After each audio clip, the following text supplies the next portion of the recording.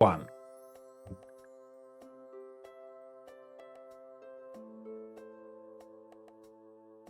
Welcome back, Venturers. It's time for another discussion about VNs. I am MR, and together with Tauros, we welcome all our listeners to the completely different and legally distinct from another event, VN Awards 2025. For such occasion, we have enlisted help from two amazing content creators.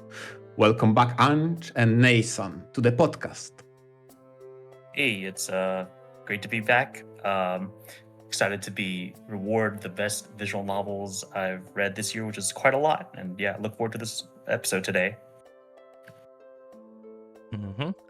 And hey, this is NeNeiSan. Thank you both for inviting me here, and excited to talk about some of the 2025's like standout VNs that I've read. That we've all read. Wonderful, yes. And for anyone who may not recognize our frequent guest Ange involved, Ange, do you want to give yourself an introduction of who you are and what you do? Oh, yeah, you're right. Yeah, I'm Ange, commonly known as Super Ange 128 or Ange VNs. My YouTube channel is mostly focused on visual novel news every month, plus like some hot takes and reviews and all that stuff. Yep, tons of good content. And as for you, NeNeiSan, a quick introduction as well. Hi, I'm NeNeiSan. I do mainly focus on visual novel reviews and analysis as well. Haven't done much stuff recently, but I do have some things planned, and yeah. Very cool. Yeah, we've had you both on as guests before, and it's always a pleasure to have you guys on. As for this video, it is the 2025 Visual Novel Award Ceremony. Hooray! There are no actual awards or anything about it. It's just us coming up with a bunch of fun categories and deciding our favorites. Even though we say it's for 2025, it doesn't necessarily have to be a title that was released in 2025, nor a visual novel that we've read in 2025 either. But I know, personally, there's some titles that I've read recently that I would love to mention. So it's just all of us having fun and sharing some of our favorites. And with that, how about we kick things off, MR, and get into the first one? And the first goes, it's a best art direction, goes to Tauros for your MS Paint skills in the thumbnail. So thank you very much for that. And for the first category, for real this time, it's the most anticipated visual novel and or translation. Man, I need to start this one. It's Machine Child. It has been like 7 years since they announced it. Finally, we have a release date next year. I've already bought it on Just. You've already bought it? Yeah, I pre-ordered. They do pre-orders. Yeah. I sinned. I pre-ordered a product. I know. You are ready for it. Oh man, I wish you the best of luck. Oh, you will definitely hear from me if it does not live up to the hype. Okay, you will definitely hear from me. Oh dear. I look forward to that report. What about you, Ange? Because I don't know much about it. Oh yeah, as for me, the one I chose was Ready or Not, The Deadline is Coming. Basically, the long story short, I'm always interested about visual novels where they actually kind of talk about the making of visual novels, like in universe, kind of like as a look into the industry type of thing. And I heard that this VN's like kind of like a chill Moege style slice of life, but they also like all the main character and the main heroines work at a VN company, and I don't know, Nekonyan's kind of been sitting on it for a while, but I'm crossing my fingers that it'll finally come in 2026. Nice. Even though, I am a visual novel fan, there's a lot behind the scenes that I'm not really aware of. And I'm sure that has to go into all sorts of company aspects involved, especially with how, the Japanese might conduct their business and how it might be very different from an American mindset. So actually, that does sound really interesting. I'd love to see how much of it is legit to making a real visual novel. Yeah, I'm probably going to follow that. That does sound pretty interesting. On this one, I'll definitely wait for Ange for you to cover that, because Yeah. when it comes to meta level VN about VNs, I read the Clock Up take on that, and I return with mixed feelings with that. Okay, I expect it to be way more serious than that. But What, you mean to tell me that's it not had serious? moments. mean, Definitely had serious moment, but their take on that was no bueno. yeah. What have you got, NeNeiSan? Well, a thorn in Type Moon's side for a long time. Tsukihime Red, the other side of Red Garden. It's something that wasn't even officially announced. It was kind of tacked on at the end of by completing all the endings in the first half of the remake, and it's been 5 years. Not a single word about it besides a few teases, and I think it's something whoever's into like Type Moon stuff just wants to hear something about. Mm-hmm. Because, like, the original Tsukihime, that, I guess, informally, was split into two halves. It was like the front side of the moon and the back side of the moon for like the events that happened in Tsukihime versus the stuff that took a look more into the history and the lore and world building. And that's just what everyone's Yeah. assuming is going to happen with this remake, right? Because it only has two routes, right? Yeah, so the original Tsukihime had 5, and like you said, the first half of the remake that came out in 2020 only covered the first 2. That follows kind of the more super. They both deal with like supernatural aspects, but this one is more outwardly supernatural, focused on vampires, more action and horror-esque, and the other 3 routes take a more like personal look into the psychology of the main character and his own history. And this remake, Other Side of Red Garden, that's supposed to have that sort of side with an additional route that wasn't in the original game. Mm-hmm. But we're still waiting to hear any word on it, right? Not it has been teased a little bit in FGO, and also threw in some funny dialogue to refer to it, but nothing officially, no. Oof, oh gosh. Most very anticipated indeed. As for me, it's with a heavy heart to say that my most anticipated is Narcoma Engine A. It was announced back in 2017. And it had a really interesting premise of the whole, I guess you could say, cyberpunk, supernatural-ish, I guess. It would have some gameplay elements. It would have 2 protagonists. And from the teaser trailer, it appeared that both of the protagonists were each other's enemies. And then we heard no information on it for many years, and then got put on indefinite hiatus in 2021. I'm pretty sure that means it's Who canceled. developed it? It was I'm blanking out on the names, the devs of House of Fata Morgana. Oh, that's right. Okay. And so I'm gonna be honest, I'm pretty much just delusional here. I don't think we're ever gonna get it.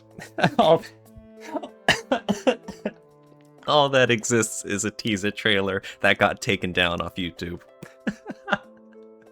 Oh, that makes it a bit worse. Oh, whatever. It was so promising. Oh well. But I guess MR, if you want to take us to the next category. Go. Yeah, what is this? Hidden Gem Award for those VNs that are flawed, but maybe there's something of substance there. And what'd you pick? I picked, and I have another episode to talk about Galazo Island, because this is a title that came out of nowhere. It's fun translation. I picked it up and I was surprised how much I liked the ending, how much the game itself tested my patience many times, but ultimately it was worth it. That journey had amazing conclusion. Man, Interesting. but is it hard to recommend? Why? Because it's kind of retro and old? Part of it, yes. And another part of that is the design of the old ADV style adventure games, point and clicks VNs with a very obscure set of directions. So you find yourself speaking those words, where the fuck do I go? Often. Yeah. Yeah. Ange, what's your pick? Okay, so Haru, it's called, the official English title is Harukuru Spring Has Come True. The original title was Harumare Kururu.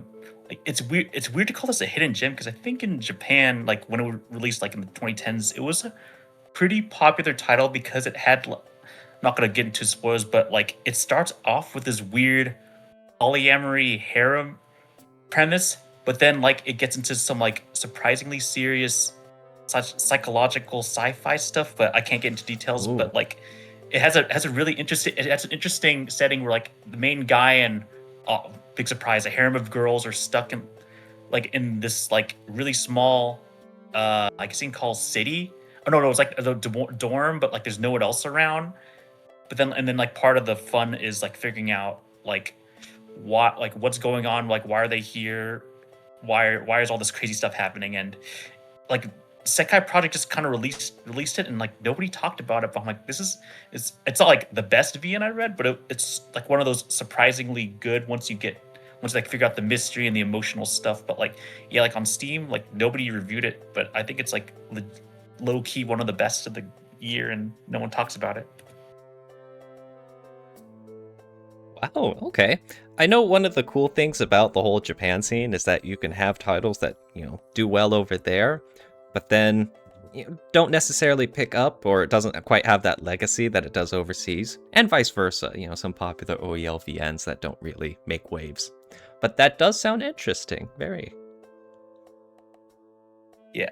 Do you guys think part of that reason can be the time delay between the releases in Japan and translation over to the West?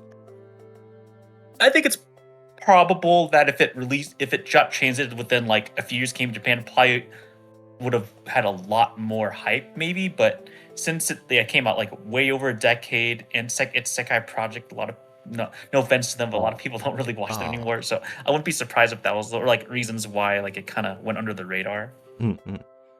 NeNeiSan, what do you have for your pick for Hidden Gem? This one is by Liarsoft.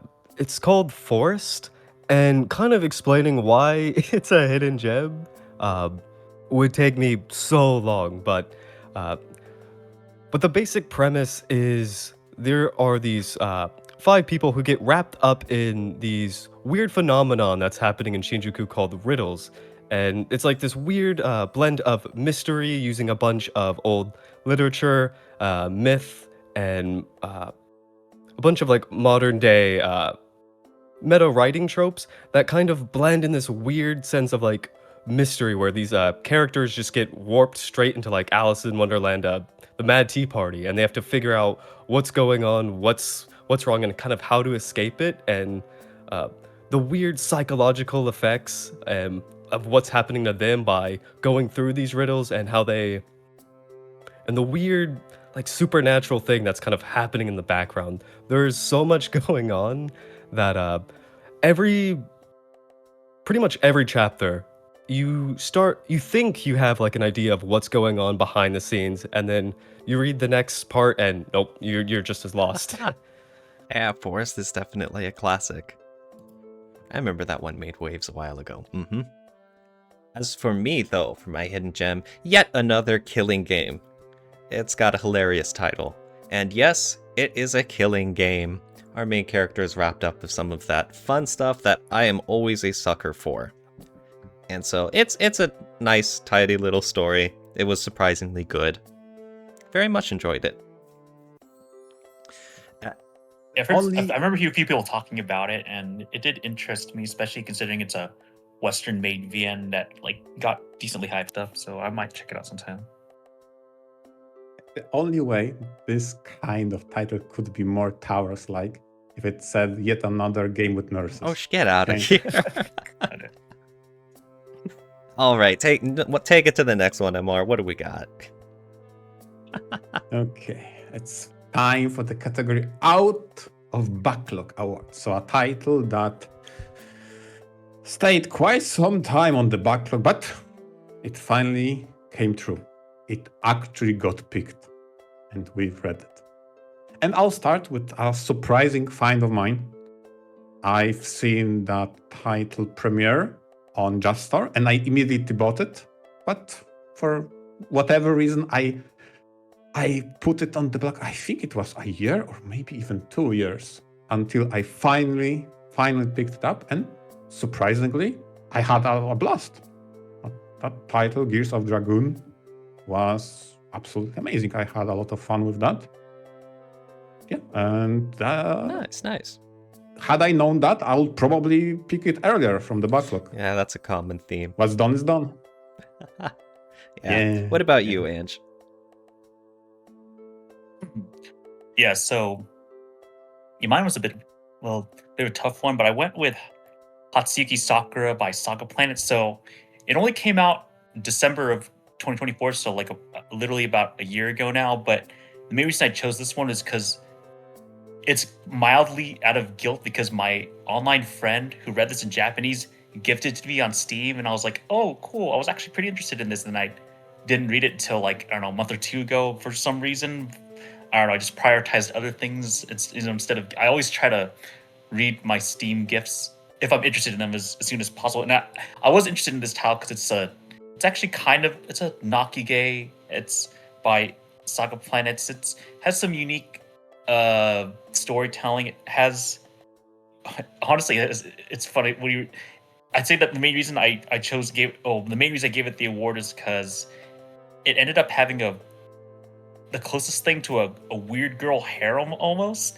Like literally, there's like one girl you could say is like relatively normal, but like all the rest are like a little kooky, but they're all charming. They all have their backstories, and the main characters, he was kind of a dickhead, but he has his reasons, and there's a lot of really interesting revelations and emotional backstories and wholesome stuff. So yeah, once again, not a title that's like one of my all-time favorites, but it's one that I was expecting to like because it's decently popular, and I did like it well enough. Did I hear you correctly? Was it a Nakiga? Yes. Then how would you rate it out of 10 droplets? Droplets? Somewhere between like a 7 and an 8. Because the thing is, yeah, like I said, it does have some emotional moments. It does have some good backstories, and it does like build up some stuff. While some stuff I feel like just didn't hit as hard I was like, expecting to. Like there's a few titles I'll talk about later in this podcast that like did hit me harder, but this one, it kind of hit, but it was kind of more like maybe there wasn't quite enough build up for like certain scenes, so it didn't. Especially like I thought the true route was gonna like be like a lot bigger deal. Like it was still an upgrade, but wasn't like as big an upgrade as I thought. But it was still interesting to learn about all the characters and the emotional stuff and the like the winter atmosphere and stuff. NeNeiSan, hopefully you didn't get guilted into finishing your backlog pick. It was kind of funny. no. I've had today. I picked Muv-Luv was the one that I've been kind of wanting to get for a while. There's so much talk about it. That's like a masterpiece of VNs. It was like #1 on VNDB for a while. So it's always one I wanted to get to, but it's weird because I have a friend who I've tried to get into VNs for a little bit, and they've always been like, no. They just couldn't get into it. And then all of a sudden, I see on Steam, they're playing Muv-Luv. And I'm like, what? And then they tell me, oh, I'm getting into this. It's actually really good. So I'm like, you know what? I'll give it a shot. And I joined therapy. Nice. As for me, though, my VN that I finally cleared off my backlog, Lunaria. That's that key work. Surprisingly, even though it's a key work, I never really heard much about it. But finally, I just found a good spot for me to pick it up, and it was pretty good. A very all-around good pick. You know, decent romance, and then decent comedy, and decent sci-fi, all that stuff. I don't think it was outstanding in any way, but it was definitely good in several ways, so I was glad I finally got to experience it. For this one, I've heard that it was like the main thing I've seen about it online is like it's comedy. Like, does it have that like key Nakige feel to it, or does it kind of stand out? Like I said, it's really hard to decide what genre it is. It just has a little bit of everything. Yeah, a little of the Nakige, okay. a little of the comedy, a little action, a little sci-fi. And so, in some ways, yes, it does have its sad moments and character depth and whatnot. But on the other hand, it's if you go in and you're expecting this to be a Nakige because I told you it's a Nakige, it's not going to, and I'm going to be very sad for misleading you. I see. Only I 4 also heard- droplets out of 10. I heard that this title had like motorcycle racing esports or something. Is that true? Yeah. That's honestly, not gonna lie, that's the part that interested me. Even though it's probably only going to be like a small ass like what kind of Japanese made VN has esports as like a big title VN, right? I'm sure it'll only be like a small part of it, but it just seems like amusing. Even though, like you said, it'll probably be more about like the main blonde girl and all that. Exactly. Yeah, that's our main character is a high schooler, and in this sci-fi future, VR internet, he is an esports racer. So we get to see some of this, fictionalized Mario Kart style racing shenanigans. That's pretty cool. Yeah. All right, MR, take us away to the next prize to be given out. And it's a finally translated award. So for those titles that we checked up week after week or maybe month after month, and they finally got translated and released. So, NeNeiSan, I think we need to start. It has to be rounds 03, right? Of course, yes. Now, But I specifically had to pick this out, and I share that with NeNeiSan because that's one of the titles that inspired us after having lengthy voice chats to nerd out about it to start preparing for the quiz. That made it possible, right? oh yeah, because I think 03 is so interesting because it takes the the remake and it kind of follows the same plot, but it throws in so much more like character arcs, throws in some later story threads that the later games will kind of explore, and there was just so much to talk about that I think is so fun. Super fun. And as for you, Ange? Okay. Yeah, so mine was Sosaku Kanojo no Renai Koshiki. So this one's definitely a big bias award because this is one of the few projects I did this year where I did QA QC testing for, like I was on a fan translation team. So, and I mean, part of why I joined the project is because the title was interesting, don't get me wrong. And it's titled, it's still released in Japan in 2020, but earlier I was talking about Ready or Not, Deadline's Coming, kind of talks about like making visual novels, like as far as like the industry goes, but this is actually another visual novel that kind of has the main characters make a visual novel, but it's like less so about like the industry and kind of like more of like a slice of life drama where like all the characters have their roles, like some people are writers, some people are voice actors, some are artists, and like kind of delve more into, okay, I'm like specifically passionate about being a writer, and like these are like the risks I'm willing to do to, for my art, right? And I think like it does decently well of like getting into the characters' motivations, and I think that is like the more interesting part about Sosaku versus like you're not gonna like there's like some like little tidbits about making VNs, but that's like less about the technical stuff, more about like the emotional passions. I think that part's interesting. And then it also had a true route that was like way more serious than I expected it to be. And I don't know, it's just, and it also has like a lot of little things like how the Common Out's chapter base and the heroines develop in the Common Out, even the main character. So I just thought it was it was really fun. Like I said, I'm always down for more visual novels about making visual novels, and I was pretty satisfied when I did my testing for this, and the fan translation patch just came out this month. So excited for people to finally read it. Nice. What do you have, NeNeiSan? Oh, mine was the same as MR, Ranso Oh, yeah, 3. of course. Oh my gosh. Yeah. MR was going on so much about it that I forgot. Because that's any sort of rants title is such an MR pick. Oh, yeah. As for me, we gotta go with the classic Fate Hollow Ataraxia. Never officially translated, but now here it is. On Steam, fully Finally. available with what is it? The upscaled, redrawn CGs and art for widescreen instead of just the 4:3. So that is awesome, amazing. We can finally experience it officially in all its glory. Speaking about someone speaks, isn't Fate Hollow Ataraxia your favorite VN of all time ever? It's up there. I really like it, along with the original Fate Stay Night as well. So this was just a huge cause for celebration for me. Huzzah! It doesn't, yeah, because it doesn't really get enough like talk about it. When really, I think for those who have actually read Ataraxia, they love it, but it just doesn't get like talked about enough, which is kind of a shame because it's so good at its core. But Yeah, I haven't read it yet, even though the fan translation had been out, and now I have less of an excuse to. Now it's on my wish list. I'm just waiting for a good sale. oh man, you won't regret it. Yeah, I highly recommend it. It is an experience. Okay. And for the next award, drum roll. We have favorite almost AVN.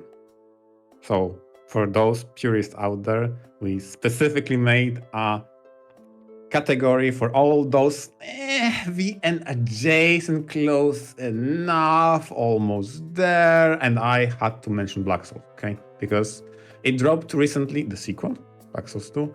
And I have been playing that every day, single day, yeah? Yeah. It's good. It's not quite VN, it's somewhere close-ish, but it's my pick. Yeah, because there's a lot of gray area when you have, what's clearly an RPG Maker game, and it's an RPG game at heart. But if you have, a lot of text and branching narratives, and I guess you could say choices you can make, then it's like, how much of it does some people maybe say, well, it has the soul of a visual novel? It also has that anime-esque aesthetic also, so it's close enough, but even I can't even call it completely AVN, so it lands here in a favorite almost AVN category. For me, it's similar, where I pick Demon Roots. It's definitely an RPG Maker game that is a game at heart, but I loved this game for all of its incredible characters, all the relationship between all the characters. They have some ridiculous, hentai kind of designs that make you roll your eyes. And it's crazy that by the end, I was like crying my eyes out over some of these people. I completely agree with you. It's also quite significant for this podcast. Demon's Roots marks the first episode we really dive deep into spoiler territory to talk about our experience with the title, and yeah, I really enjoyed it. But enough. It was. Yeah, enough about us. What about you, Ange? What have you got? Okay, so technically I didn't play it myself, but I chose 100 Line Last Defense Academy mostly because I was in another Discord and someone streamed most of the whole thing. So I watched a lot of it, so I kind of got the idea of like so if you don't know, it's by Kodaka, the guy who made Danganronpa, another sometimes debated as a VN, but I would say 100 line is even closer to almost a VN because it still has a lot of text, has a lot of story, but it has a lot of forced strategy RPG gameplay. But more than that, like its claim to fame in the title is there's literally 100 endings, and the advertisement said like, oh well, the ending you get could theoretically be like your true ending, or it could be like, I don't know. I don't know. There's a lot of weird, but basically there's 100 endings, but a lot of them are filler. There's some locked endings, but the main thing that kind of sticks out about it story wise is, besides 100 endings, is it has like some big writers and different genre shifts. Like there's comedy routes, there's killing game routes as expected of Kodaka, Danganronpa, but then Kotaro Uchikoshi, who wrote stuff like Ever 17 and Zero Escape, there's definitely a sci-fi mystery routes, and like those are like some of the more interesting ones. So it's probably not the game's like what, probably close to 200 hours if you do all the endings. I wouldn't do it myself, but I mostly put on here because I at least appreciate the ambition of at least attempting 100 endings in almost a VN with strategy RPG gameplay and all that stuff. Honestly, that's the biggest thing I've heard from this title, is how ambitious it is, even though not every route has the same quality, and that differs. And probably also personal preference towards those kinds of genres plays a role. Yeah. There are some visual novels where, gosh, that'd be unfathomably impressive if they went for 100 endings. And yet here we are, basically, still a video game going for that. Incredible. Like, does it well, I had a thought and it just dissipated. Okay. It has to do with like the endings. Which do you say like they, from what you've seen, like do they follow similar quality, or do they just like drastically kind of like change how like they're written and how well they're presented? I mean, usually, well, the big ones have like a unique CG, like they have like, I don't know, writing that seems to like make it like a big deal. But even like the comedy ones will like have some goofy tagline, like some punchline. But there's some that are like mini branches of another, so like maybe those won't get as much love. So yeah, they're definitely not all created equal as much as they probably wish they could be. Oh, okay. And as for you, NeNeiSan, what's your pick? For me, it is the gacha game by Studio Key, Heaven Burns Red. This one is one where I genuinely think it's one of like Maeda's best works, and it's just kind of marred by having to include some like gacha mechanics and not the best gameplay, to where I kind of just auto through it, and then all I do is the reading part, so it's pretty much a VN to me. But it has like the great like Maeda key like characters, very emotional storytelling, and each chapter that comes out, it somehow just keeps on getting more emotional and involved, which is hard to do consistently. Because it has amazing writing and translation as well, right? Yeah, the translation really stands out because I'm studying Japanese. I don't know, I'm not all too fluent, but from what I've seen other people talk about and some of the things I catch, they do use a lot of like Japanese memes and stuff, and they kind of the English does kind of like carry that over without being too like I guess what a better way to say than like kind of cringe. It does actually work for who the characters, who they are, and blends nicely all together. Nice. Now, let's see. We're at the 30-minute mark. We're not halfway through, so we're going to have to pick up the pace with some of these awards. So on that note, what have you got, MR? All right. It wastes potential, and I definitely don't want to talk about this one too much. So this is an award for those that really disappointed us. Yes. Yeah, Tauros, what's your pick? Geminism. Yeah, we're on the same boat, MR. Geminism, a title that could have explored the two siblings' relationships in a death game, but just fell completely flat. Ugh.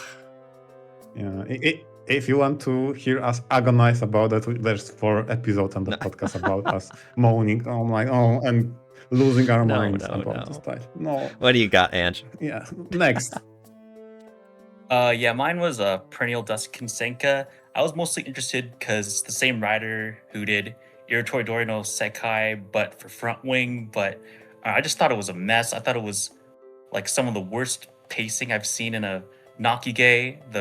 Most of the characters were really boring or unfunny, and there's like one really, really good character, but one good character can't save the rest of the end being a mess.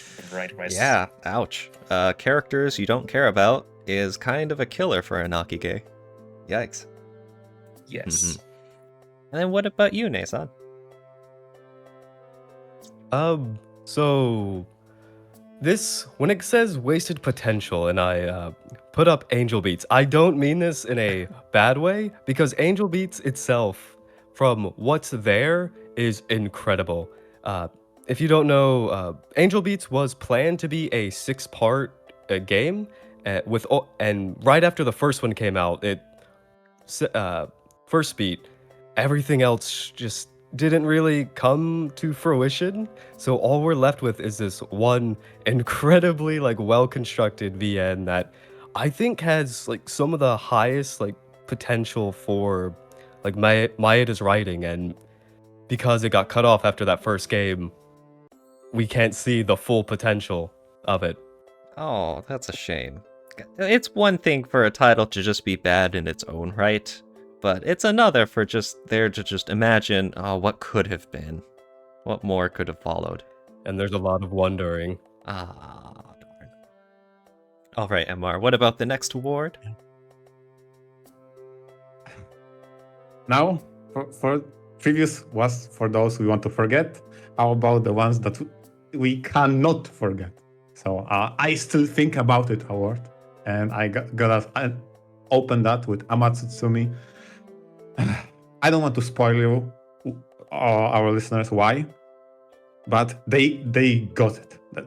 They did it really nicely, and that title still resides in my head to this day, long after I've read it. Spoiler reasons, huh? It has great route, and it's like, oh. Ange? Yeah, I'm kind of in a similar boat. Iritoidori no Hikari, the sequel to Iritoidori no Sekai, it's not a perfect game. It has some flaws, but it has some of my all-time favorite Nakige moments in a visual novel. Like I was saying earlier, there are Nakige moments that actually hit, and these are some incredible stuff. Even it carried a lot of the flaws I have some of my favorite characters in Nakige in terms of development and waifuisms, and and it has some great music, which I'll talk more about later. But yeah, I still think about this to this day, just because how emotional it got me, which is kind of hard to do for me, honestly, these days. As for me, I went and picked a title called Man Demon. And this one stuck with me because I just love its atmosphere so much. It's I suppose you could say it's a mystery, but there's always that sense of danger present throughout the entire atmosphere, through the soundtrack, through the visuals, through the plot itself. And, in stories, it's hard to keep that balance of applying that pressure, that oppressive atmosphere, without it becoming too much, nor without letting up on it too much to where, the reader gets bored. But Man Demon does it well. I still fondly remember reading it. And in this, in the background here, I see that there's another pick for Forest. You want to tell us about that, NeNeiSan? I couldn't. I was a bit skeptical about putting it again, but ever since I read it, it's one of those series that is so mind-bending and confusing. So every now and again, it'll randomly pop in my head, and when that happens, I start to go into a pseudo theorizing mode. I'm what did that mean? How does that connect here? And it's one of those that doesn't really. It has one of those very, very open-ended endings, which kind of fits in with the themes it goes on about. So every now and again I think about it and it just won't leave. Even just talking about it now. Ooh, one of those open-ended endings, in a good way? Yes, because the whole thing that's Oh. spoilers. I'll avoid that. But yes, it really lends itself to theorizing, trying to understand the meaning behind, certain like literature, how that affects people, and so on. Nice. And Amar, the winners for the next one. It's the most funny comedic moment. All right, kick us off, Amar. I see rants. I'm willing to bet. And the most funny part about it, it's not my pick. What? I picked Data Life. Gasp. Yeah, because oh my god, the newest Data Life title had such an amazing comedic moments for characters that hadn't had the chance to and or opportunity to present themselves in a more slice of life-ish scenario. My favorite pick has to be the Witch of Pranks, that carefully, in a title about wishes, structured her wishes always to have a failsafe. Yet, despite all of that, Monkey Paw was in full effect. Every single wish has been turned against her. That made for comedic genius. That's a great premise. Now then, NeNeiSan, I take it you're the actual rants pick. Surprise! No. Yes. So this one, the moment I had in mind comes from Rants 6, and it's kind of I don't want to say it's like spoilery, but it does come near like the end of the game, and to set the stage, well, not too detailed, but I'm just gonna say, for how do you defeat a villain that preys on your thoughts and transforms into your fears? And Rance's mind goes some crazy places. Well put. Oh my god, well put. Oh my gosh. Yeah, I don't want to think of it any further. Knowing Rance, uh-oh. And Ange, what have you got? Okay, so if anyone has read Rewrite, they'll know that Kotori just loves inserting random English, literally just because she feels like it. And I think those are some of the funniest parts of the series. And Harvest Festa finally got its official translation this year. And God, just picking a favorite English line was always hard, but I can't really give the context of this one because there's not really much to say, but I'll do, since people can't, English is kind of hard to explain. I'll just try to act out how she said it, because you'll it's not only how she says it, what she says, but how she says it. She kind of goes, he literally says it like, Luchi-sanmo, here we go. I'm not even literally exactly that tone with that voice. It just comes out of nowhere, but that's part of why Kotori's English is really funny. I've never heard it either, but I'm positive that was perfect. Yeah.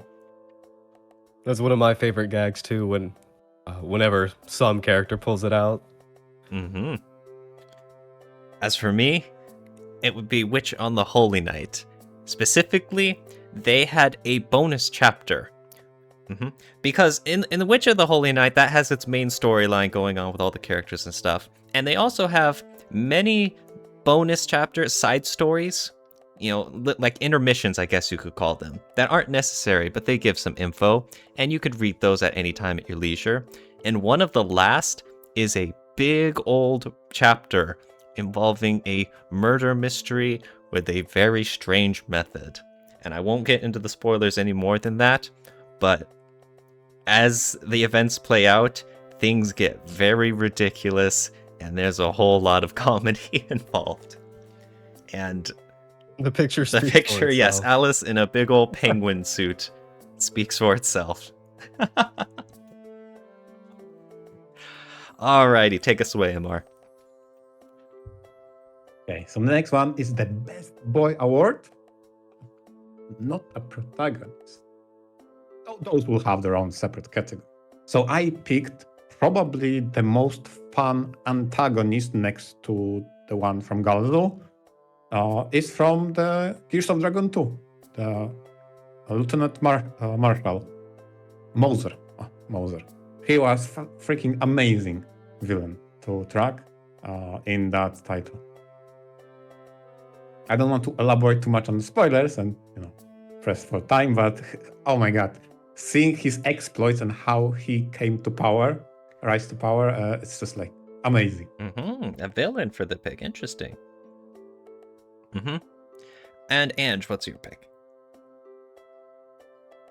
Okay, so yeah, I was struggling to figure out how to fit Hooksoft VN into this year, but then I thought, yeah, I'll go with the one bro. Okay, so bro characters in Moege and even like Nakia tend to be just perverted losers usually, but like this guy Toru from Home Sweet Homecoming or East School Life, like he's actually like a really cool guy. Like first he's like your old childhood friend. He lets you stay in his big apartment while like as you moved into this new school. He like not only lets you in, he like makes breakfast for you every day. He like does the laundry and like whenever, and then of course when you bring a girl over, he's just like go have fun with her. We'll just conveniently leave the house so you guys can have your alone time. Like man, this guy like goes like way above and beyond like bro characters in Moege, which admittedly isn't a high bar, but I'll take it over like the typical losers who just don't, who are like they just cry they don't have a girlfriend all the time.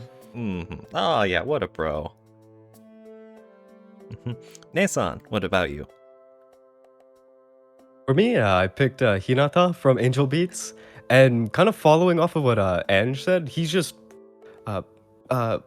like Ange's pick. He is another just best bro to the protagonist. He similarly helps the main character get kind of acquainted with this new afterlife school that he appeared in, and he's one of those that just really funny. He'll go off the edges, but at the same time, he's like very, very caring and heartfelt in his actions, how he treats everyone, and even though he's a bit of a tease and can be kind of an asshole sometimes, he's one of those. It's very just a heartfelt character, especially when you get their backstory, and it kind of lets you see why he is such a way. Yeah, it feels very genuine, huh? Oh, 100%. But as for me, the best boy's gotta be Kazama Soichi from Machikoi. Captain. He is, I don't want to say a weirdo, but he's a little marches to the beat of his own drummer. And the antics, he's constantly chasing off of whatever comes across to his mind. He also has zero mind for any, naughty H-scene stuff, even though he's a teenage boy. And compared to everyone else in Machikoi, it's a very funny contrast. He also has several total bro moments of showing up for his friends that I don't want to spoil, of course, but he gets his time in the spotlight plenty. He's always enjoyable to see on the screen. He's definitely one of the best guys in Machikoi, which is saying Yeah, Machikoi is stuffed with so many amazing characters, and so for me to give the nomination to him says a lot. Go, Captain. All right, MR, what's next? Okay, so we had the Best Boy Award. How about the Best Girl Award? Again, not heroine. So I picked something hilarious because that is the Best Bro equivalent, but for the evil side. So I picked a reversed Isekai Demon Lord that is basically the devil trying to make the protagonist, hey, go do more evil. And her vibe with the protagonist is so hilarious because she tries to tempt protagonist into doing evil acts, and the way protagonist approaches is, yeah, okay, fine, I'll spread some gossip about them in school. I'm like, and she's like, what the fuck? That's so That's weak. the most evilest thing you Be can more think evil. of. Yeah, apparently gossip. Oh my gosh. It was hilarious. Ange, what do you have? Okay, so I'm salty because she was advertised as a main heroine, but ended up not being a main heroine. So this is Stella from Karno Shoujo, but more specifically in the finale, Karno Shoujo 3 or the Shell 3 Paradiso on Steam. And I mostly picked her because, yeah, like the first half, she was kind of just there, didn't really do much. But then, like, the second half, she's mostly still a minor character, but, like, can't really expose. But she just has a really wholesome role in it that I kind of wished she kind of had a lot earlier. And that's all I can really say. Interesting. And you, NeNeiSan? My pick is Marimo from Muv-Luv, and she's one of those. She's the main. She's like the teacher and instructor of the main protagonist, and she's one of those that it's hard to say exactly depending on what game you're reading. But she's one of the kind of mental pillars for the main character that, as he adapts to his new situation, she kind of helps give him like a sturdy mind and a good ground to stand on, even though she herself is heavily flawed and has been kind of ripped. She's not at what's the word? She. Sorry. Thoughts. Come on, where are you? Yeah, well, She's go for it. she is not without her flaws that have been. All right, it's gone again. But yeah, I mean, as far as teachers go, in visual novels, they don't tend to be that big of a focus. In terms of, Muv-Luv, she's quite an important character. Or at least, shows up pretty often, instead of just being relegated to just side material comedy stuff. She has an impact on things. She actually plays a really good role, and she's not without like her flaws and how the world has kind of treated her in her position, but she still kind of has that like calm, charming heart that kind of warms the coldness that the later Muv-Luv games kind of instill. That I think MR can agree with.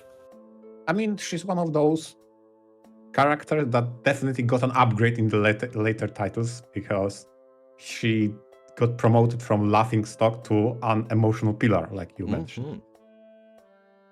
Interesting, yeah. Good pick.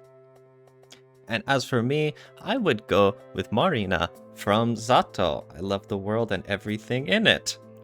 It's a pretty new release of a free OEL VN, and for her in particular, I really liked how she was a bright influence on the very withdrawn, perhaps you could say weak-willed main character. And she's definitely a source of goodness and a source of being a true friend in her life. And there's more developments in the story where her influence is very much felt, and it really helps in providing some sort of warmth to a very cold, miserable plot. It's a good title.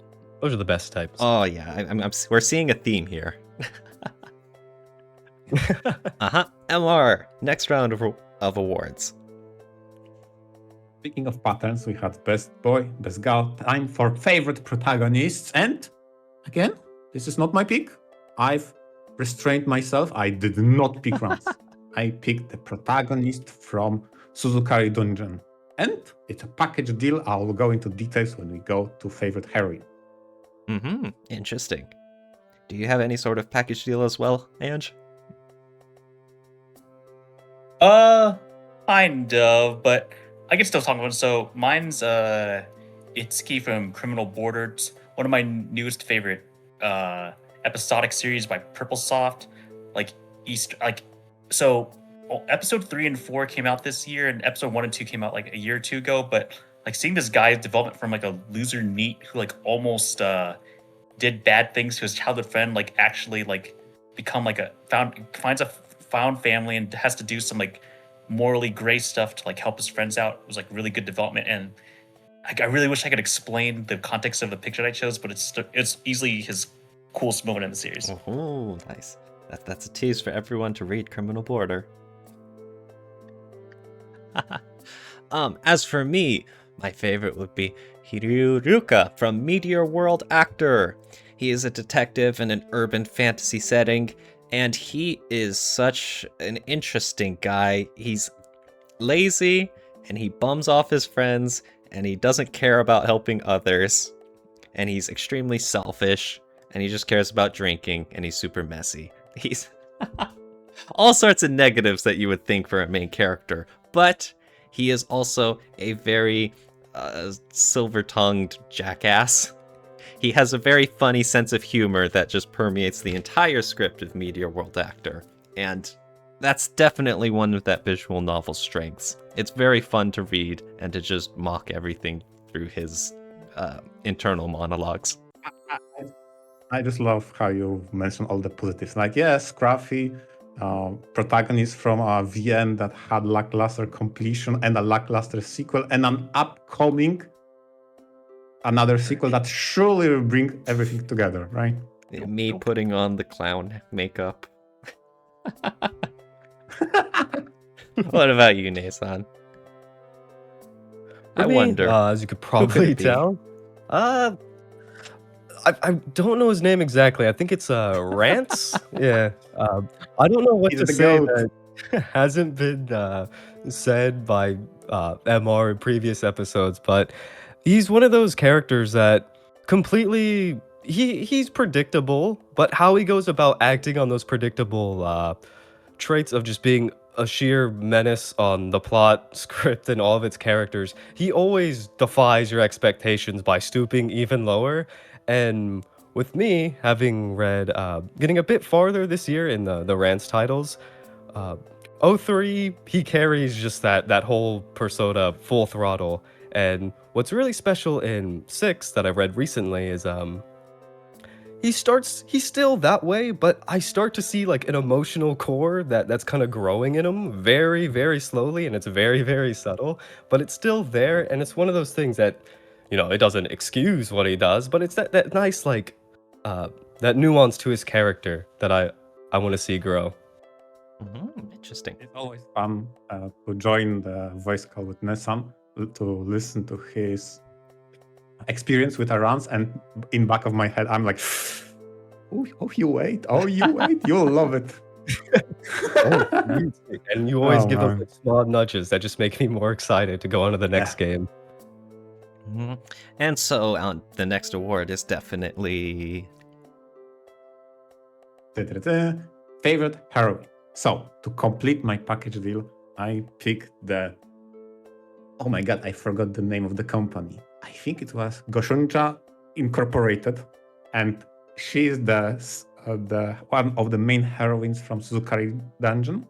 How protagonist gets roped into that, he gets recruited into managing a dungeon, and he likes creating basically an amusement park for adventurers. And she tries to swindle him so hard by selling her merchandise. And it is such a great relationship that forms between them. There's so many gags, so many back and forth interaction. It's perfect.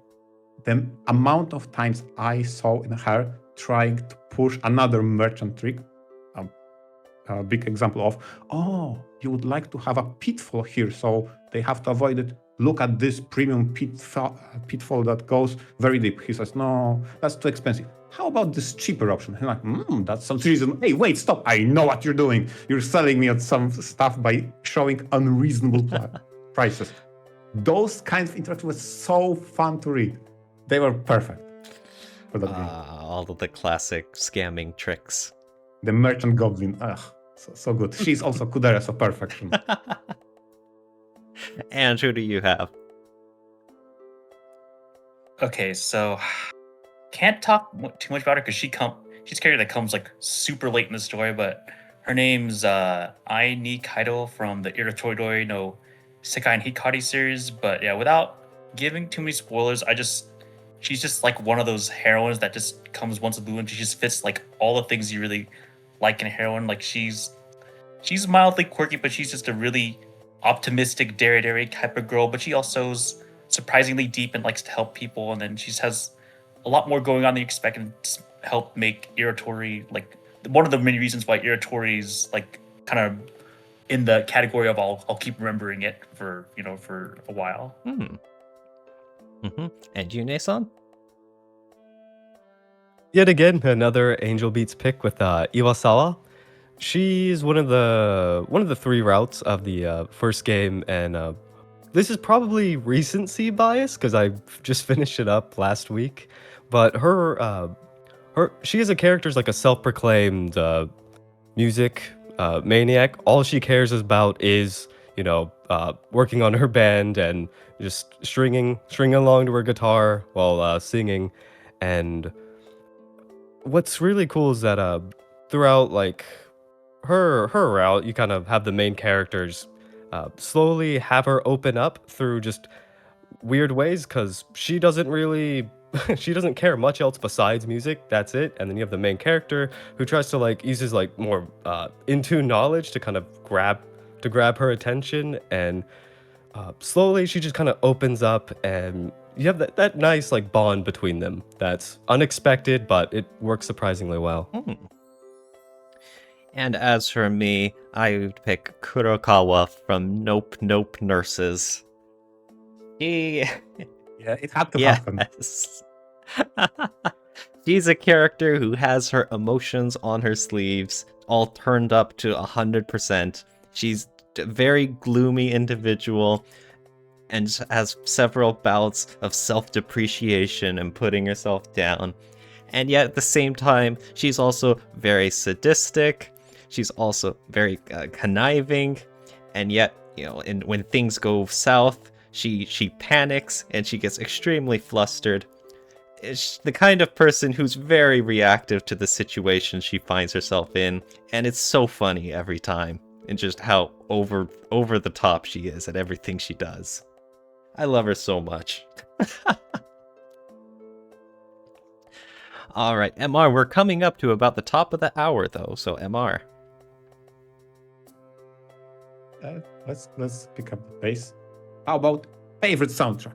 Okay, and I gotta bring the old but gold, Iveniku. I don't think there's another VN when I think about soundtrack as an album, a collection of songs, beats how Iveniku sells the idea of regions. I can close my eyes, hear the song, and I immediately recognize from which region it is from. They did such a wonderful job of selling the adventureness and the wanderlust by the music. Damn it. Ange? Okay, so I chose Iritoridori no Hikari, and yes, another reason why it's one of those visual novels that sticks out in mind is, like I mentioned earlier, that it has some of my like all-time favorite Nakige moments, and a huge reason that is because I love the soundtrack, the BGM that like plays like during said emotional stuff. Like there's some stuff like hits hard, both because of the moment and the soundtrack that accompanies it is really good. And it's like I usually don't pay attention to OPs and EDs, but I actually like most of the openings and endings of the Iritoridori series, and that's no exception with Hikari. NeNeiSan, is that another Heaven Burns Red? It is. I was a bit uncertain to put it because it was almost as a VN.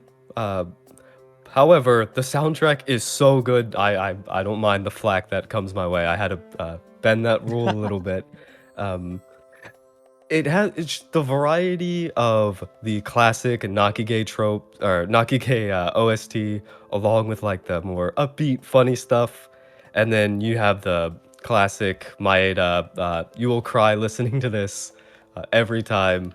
There's many of those to where I actively avoid certain songs just because they're so like rich in emotion. Same. For me, though, I went in a different direction with Saya no Uta.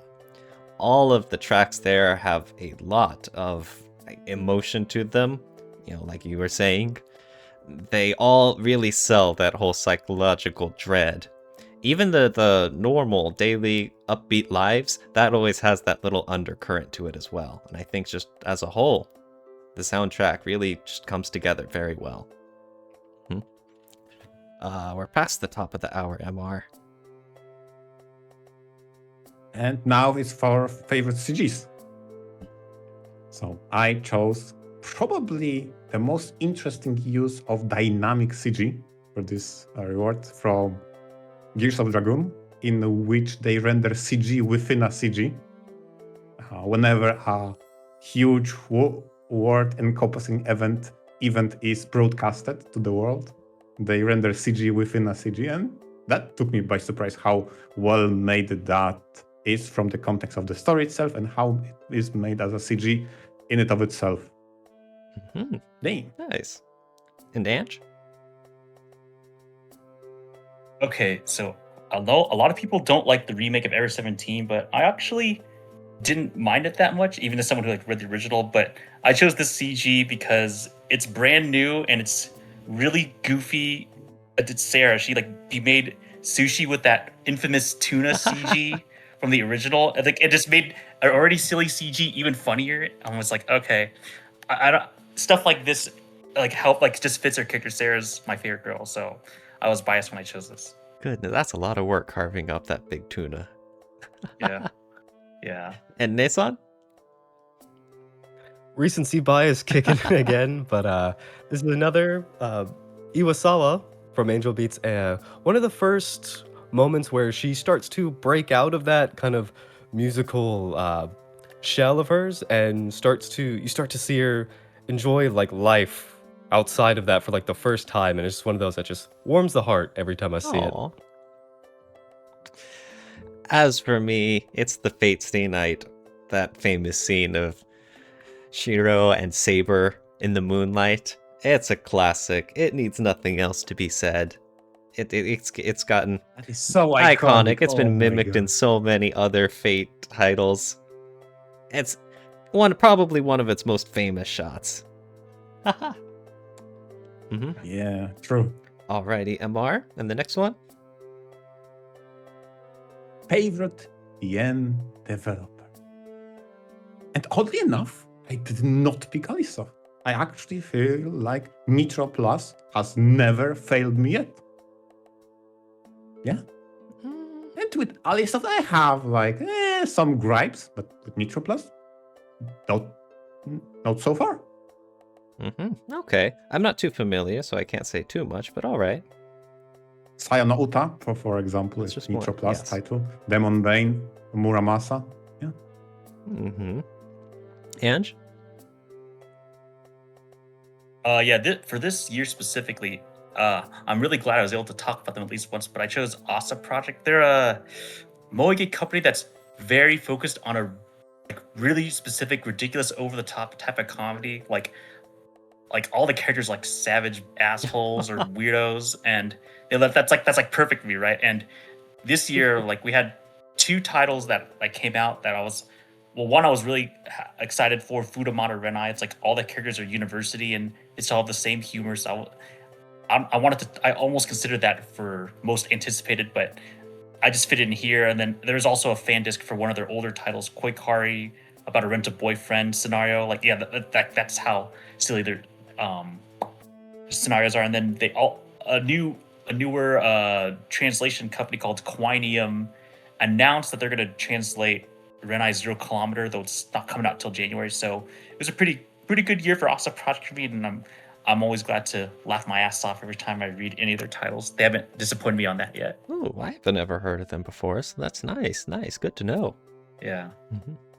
NeNeiSan, what about you? As you could probably tell with my previous picks, this year Keys had a special place in my heart from all the stuff with Heaven Burns Red and now Angel Beats. They've their comedy, their mix of comedy and just sheer emotions has not failed me yet. Are you optimistic about Key's future?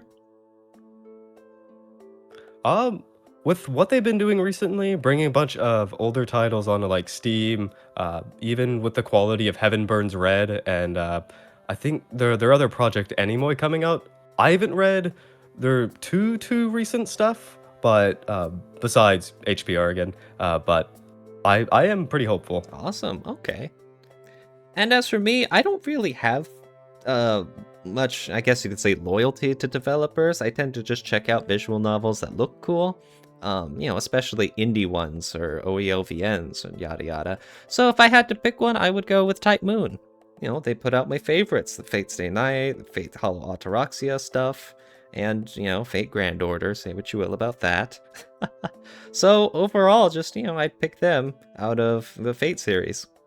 That's good enough for me. Fair enough. And MR? Ba-ba-ba-bum.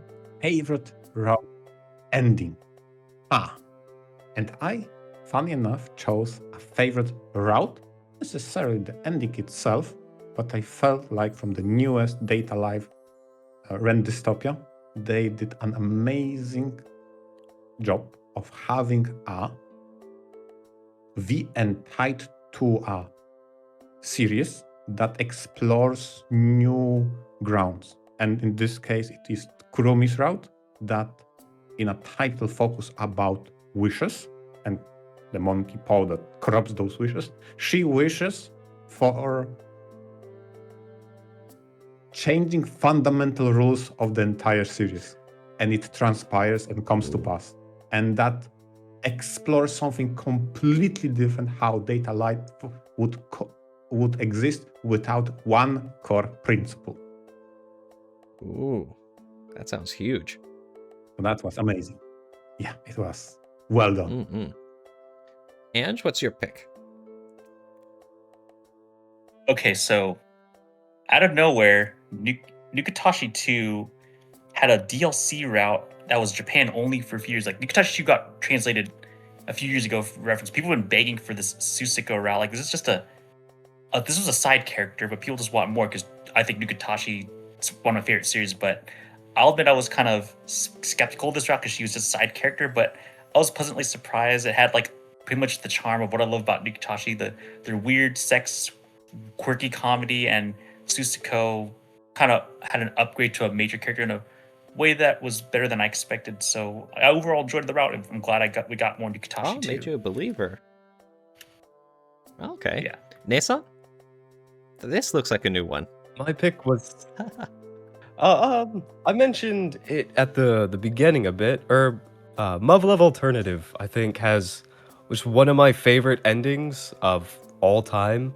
It's one of those where you really see just the protagonist, who's kind of like this wimp, slowly mature and grow alongside his friends, and just the way it all comes together, and it's all complex themes of like duty, patriotism, and all sorts of kind of like discipline. And the conclusion where everyone finds himself couldn't be more perfect. And then it has a nice little like nudge at the end where it kind of flips what you thought about everything that's been kind of building up, and kind of flips it in a way that makes you think. Mm-hmm. And yeah, those themes, those are a big part of the Muv-Love series. You're right. And as for me, my favorite route is Kawakami Kazuko's route in Majikoi. Majikoi is very funny. It's got a whole lot of comedy, but it still has its character moments throughout the common route. But in her route, it goes all in on her backstory and her motivations and her struggles for trying to accomplish her dreams. And I don't want to get into too many spoilers, but the twists and turns it makes, and I guess you could say the literary choices that this route makes, are executed very well. And in fact, it's something that I don't think I would have predicted any other literary work would feasibly ever pull off successfully, but I was very much a fan of what they did and how they handled it and how they kept me on my toes. And by the end, I very, very much cared about her and her struggles. All right, Amar, take us away now. And it's time. It's time for the biggest one of them all. Favorite VN 2025. Specifically what we read in 2025, right? Mm-hmm. Yes, exactly. Specifically what we read in 2025. And while I did try to avoid it for other nominations, for other types, for other categories, I cannot not say Realms 03. Because that game, actively improves my nerd credibility and makes me lazier. Every single time I arranged a meeting with NeNeiSan to prepare for an episode of quiz, we ended up staying way over, gushing about Runs 03 and not doing our job preparing for the It's episode. that good of a game. It is that freaking good. I'm sure there are many Rants fans out there who can attest to it as well. And so, yeah, but is that your favorite game, NeNeiSan? No, mine, as I just spoke about, Muv-Luv Alternative, I completely buy into the hype. Extra, I had a few pitfalls, and Alternative's not a perfect piece. There's a lot of like small little like qualms I have with it that could have been better. But by the end, I was so emotionally invested, and it's kind of like moved me in a way where I kind of it makes me see outside my own like perspective and kind of has a lot of different viewpoints that I still think about and kind of really want to dig deeper into. Well, Ange, what about you? Yeah, this is definitely a tough one because this actually tried to surprise me that I like, but ultimately I went with Criminal Border, Third Offense. I talked about it like once or twice already, but it's pretty much become my favorite episodic series. I love how well it's paced. I love it takes like a really weird premise and makes surprisingly real, down to earth characters with a gritty drama about fighting the mafia, dealing with drugs, dealing with this one weird sex magic object, but everything else is like really down to earth, and he has a good main character who has pretty likable heroines. And I just mentioned earlier, it was an episodic release, and of the 4 episodes, I thought Third Offense was just overall the best. I liked the girl that stars the most, Meryl, the most. She had like solid development around her stuff going on, and had a really unexpected plot twist and great climax, and everything just. Well, I liked 4. I still liked 4 fine. It was really hard to beat like what 3 set up, because it was pretty much perfection as far as episodic visual novel releases go for me. Ooh. I usually don't prefer episodic releases, but I definitely want to get to Criminal Border at some point. It's on my backlog, mostly because I hear how much praise you have for it. I'm looking forward to it. I mean, I don't think it'll be for it'll be for everybody, but I mean, it's fun for what it is, and it's by Purplesoft. It's by the people who wrote the 9 series and Kimagure Temptations, so it at least has some notable big names behind it. Exactly, that developer, Purplesoft, was barely below my Nitro Plus pick to one part, and the second part, given how much you hype this title, I'm carefully looking at that, because I just avoid episodic until they are done. So this is also on my radar. Yeah, I'm also Purplesoft myself. Taurus, I'm going to ask you, what's your favorite pick in 2025? Speaking of episodics, mine would be Nope, Nurses, the 3rd release in the Nope Nurses trilogy. I cannot believe I'm saying this. I cannot believe a premise as Nukige stereotypical like this could wind up being amazing. It is legitimately shocking that this visual novel somehow just put on the gas pedal and just became a legit amazing VN right in the 3rd part. We had a lot of amazing characters, full of personality, but more than that, they all had their own goals. They had so many unique relationships among the other characters, and watching them interact just meant that every plot beat just hit that much harder. And suddenly there was so much more at stake than just our main character and his fire hose of a crotch. This, unironically,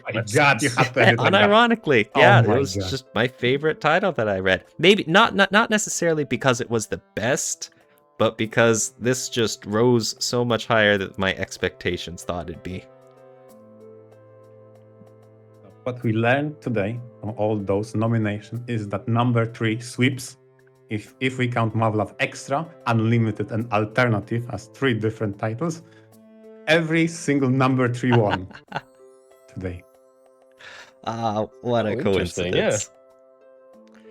Yeah, exactly. Thank you. And Yes, that's thank it. you everyone for tuning in. And of course, thank you to our awesome guests for sticking around and sharing all sorts of cool experiences of their visual novel rankings for the year. Yeah, I was happy to be here. I hope some of the titles we talked about got you guys interested in reading some of the interesting visual novels we all 4 of us covered this episode. Yeah, there was a lot there. I was happy to talk about it and hear all of your guys' thoughts. There's definitely a few that I'm gonna check out now after hearing everything you guys had to say about them. Same. It was a pleasure having you, NeNeiSan, and as usual. And Likewise. to all our listeners, please share in the comments what you disagree with, maybe your whole complete list with those categories. And importantly, goes to NeNeiSan and Ange and subscribe to them. They make amazing content. And with that, VNture out. VNture out.